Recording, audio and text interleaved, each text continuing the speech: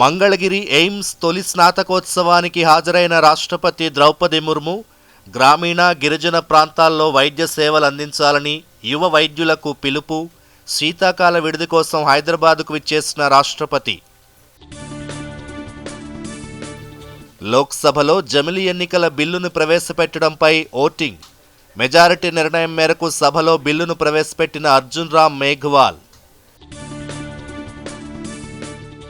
3 కీలక బిల్లులకు ఆమోదం తెలిపిన శాసనసభ.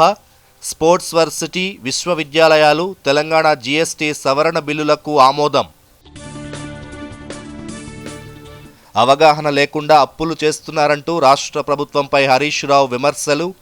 బీఆర్ఎస్ తప్పుదోవ పట్టిస్తోందన్న భట్టి విక్రమార్క.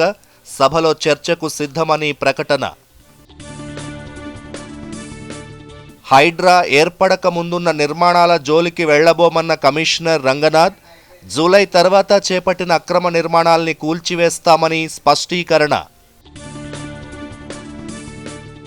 చలి తీవ్రత మరో 2 రోజులు కొనసాగుతుందన్న వాతావరణ శాఖ. 2 నుంచి 4 డిగ్రీల మేర ఉష్ణోగ్రతలు తగ్గే అవకాశం ఉందని వెల్లడి.